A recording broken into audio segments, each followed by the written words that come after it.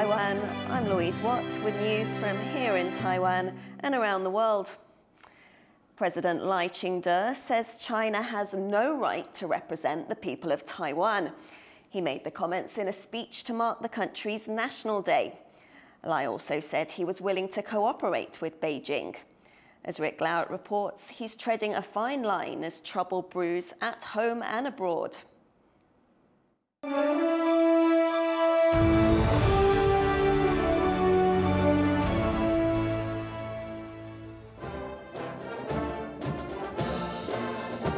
On the streets of Taipei, a vivid display of what it means to be Taiwanese as the country marks its National Day.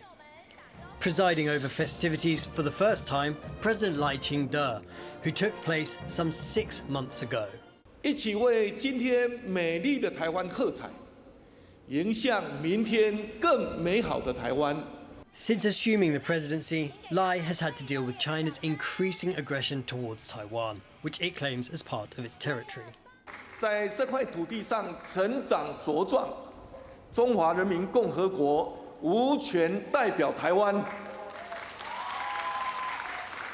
2300万台湾人民更要向全世界开枝散叶，迎向未来。 Beijing takes particular issue with Lai and his position on Taiwanese self-rule, labelling him a dangerous separatist. Lai's stance also has him fending off hostility at home. The legislature is in the hands of opposition parties sympathetic to China, and they threatened to block Lai's 2025 budget if he took too hard a line on Beijing in this speech. So the pressure that Lai is under is one domestic, where the opposition is quite eager to seize on everything that he says to say that he is endangering the people on Taiwan. Then at the same time, Lai has to worry about the external factors. So one would be how Beijing reacts, whether Beijing will put more pressure on Taiwan. But in his National Day address, Lai also offered a rare olive branch to Beijing. 台湾有决心致力维护台海的和平稳定，成就全球的安全和繁荣，也愿意和中国共同因应气候变迁、防堵传染病，以及维护区域安全，追求和平共荣，为两岸人民带来福祉。 Beijing has yet to comment on Lai's speech, but it's expected to respond with military drills in the coming days. The Taiwanese president trod a fine line in his address to the nation, standing up for his country's sovereignty, careful not to provoke political opposition at home, and wary of increasing the ire of a neighbour that threatens its future. Chris Ma and Rick Lowett for TaiwanPlus. Let's get more now from Rick, who's in Taipei for us. Rick, a very significant day for Taiwan, much of the focus, of course, on Lai. But let's talk a bit about who wasn't there. Any notable absences? Well, as you say, many people in the region and in Taiwan carefully listening and analysing Lai's comments. But there's one person who we know was not listening, at least not in person, and that's former President Ma Ying-jeou. He's from the opposition party, the Kuomintang, or the KMT, and he said he would not be attending National Day celebrations over comments Lai made earlier this week. Lai said that, in fact, Taiwan, or the Republic of China, as it's also known, is older than the People's Republic of China and could therefore be considered the motherland. This is the second year in a row that Ma has boycotted National Day celebrations.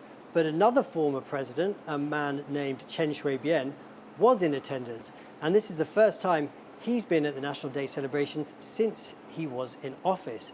Chen is an interesting character in Taiwan politics.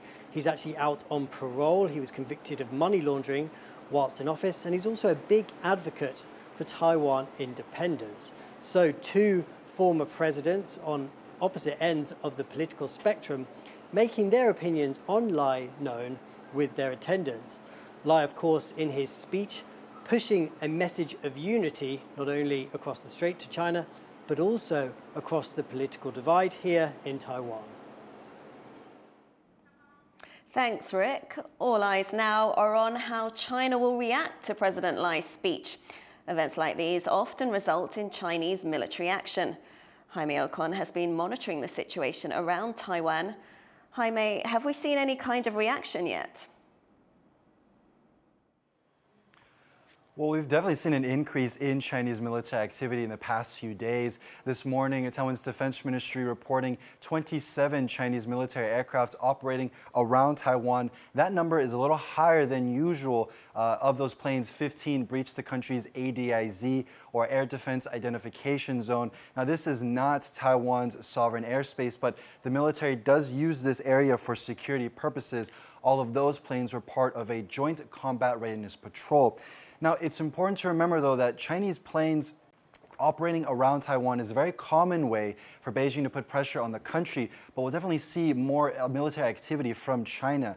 Back in May, after President Lai Ching-te's inauguration speech, China reacted with 2 days of large-scale military exercises known as Joint Sword 2024A. Those drills simulated a joint strike and an attack on Taiwan, with more than 100 planes taking part in that drill. So analysts say that China could use National Day as a pretext to conduct even more exercises.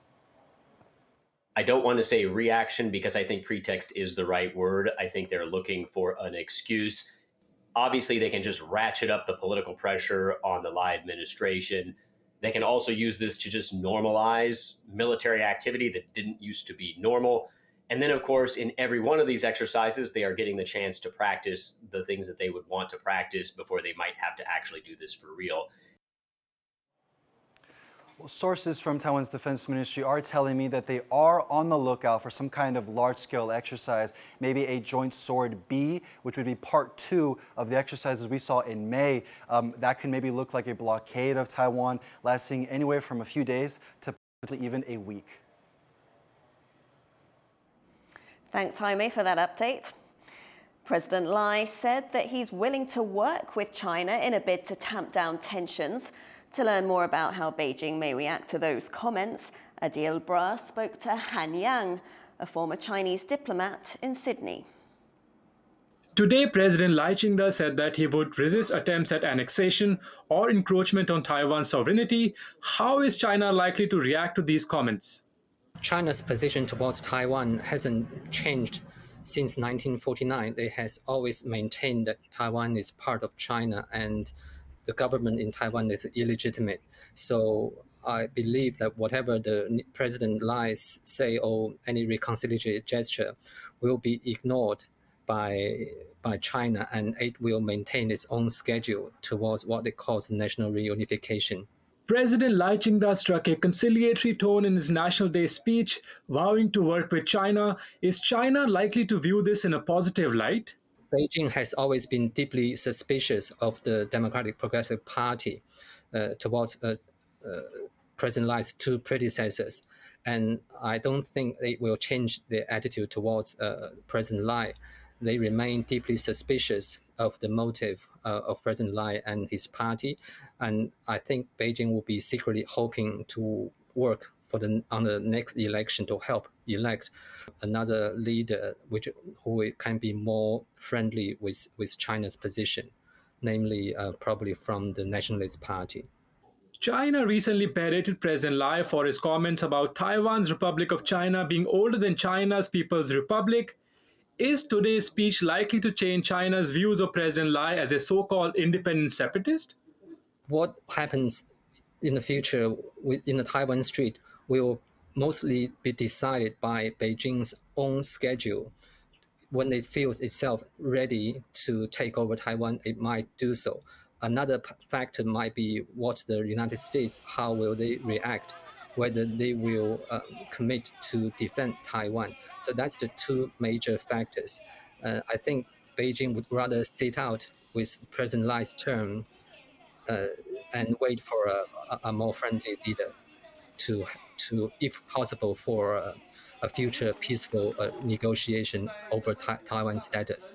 But I highly doubt they will sit down with President Lai, because the precondition set by the DPP as an equal partner is not going to be accepted by China. Speaking there was Han Yang, a former Chinese diplomat in Sydney.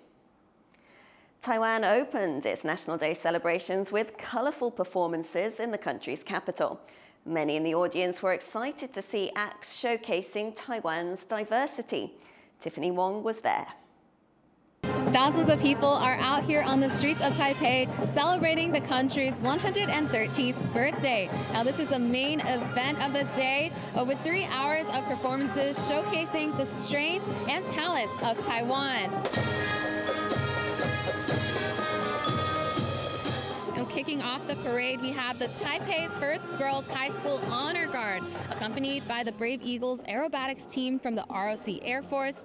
And behind them on the main stage, President Lai Ching-te, watching them on this occasion for the very first time as the nation's leader. People in the audience tell me that each year brings something new to the parade, all while showcasing the diversity of Taiwan. 龟山少棒队到威廉波特已经第4次了。那这个国庆日，我们很多优秀的运动选手今天都会出现在这个场合，来接受大家共同来庆祝。那我也相信他们的荣耀就是代表为这个国家这块土地而奉献。我比较喜欢原住民啊，或者是我们一般民间的团体，我觉得他们都是很辛苦的训练以后才会出来表演，都觉得蛮值得看的啦。Diversity was also one of the main themes of President Lai's speech. And with special guests in the parade this year, ranging from Taiwan's Olympic medalist to a Taiwanese-Vietnamese dance troupe representing new immigrants, it's clear that this event is trying to be as inclusive as possible. Now, the festivities are set to continue with a fireworks show in Yunlin County in central Taiwan, really spreading that celebratory spirit from here at the presidential office to every corner of the nation on its birthday. Scott Huang and Tiffany Wong in Taipei for TaiwanPlus. We'll have more coverage of National Day, including more analysis of President Lai's speech at 6 p.m. right here on TaiwanPlus. Let's take a look now at the other news making headlines this hour. A weakening but still powerful Hurricane Milton has made landfall in the US on Florida's west coast.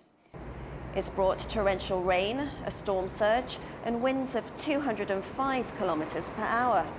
At least 125 homes have already been destroyed, and more than 2 million people are without power. Authorities are warning of catastrophic flooding. It's the second hurricane to hit Florida in 12 days after Hurricane Helene rampaged across the southeastern US, killing more than 230 people. Japan's new Prime Minister, Ishiba Shiguru, has dissolved the country's lower house of parliament ahead of a snap general election. Ishiba's ruling Liberal Democratic Party has governed Japan for most of the past 60 years. It wants to stay in parliament to push through policies related to rising living costs and defence. Ishiba replaced Kishida Fumio earlier this month as the party's leader, after political scandals and rising prices led to slumping approval ratings. Good news for shoppers in Taiwan after inflation in September fell to its lowest level this year since February. Taiwan's consumer price index grew 1.82% last month compared to September last year. This is lower than the central bank's 2% inflation target. The September figure ended a 4-month streak of growth that exceeded the government target. The Statistics Office said the drop in the index figure was largely helped by a slump in prices for everyday essentials like eggs and vegetables. Taiwan's military says it will begin a mass production of its domestically made suicide drone. The country's largest weapons makers, the Zhongshan Institute, is set to produce an initial batch of 48 Jianxiang drones, with plans to make 200 by 2025. These unmanned systems have a range of up to 1,000 kilometers and explode on impact. Thank you for watching What's Up Taiwan. You can visit the TaiwanPlus website or follow our social media. We'll leave you with more images now of National Day here in Taipei. I'm Louise Watt. Take care. We'll see you next time.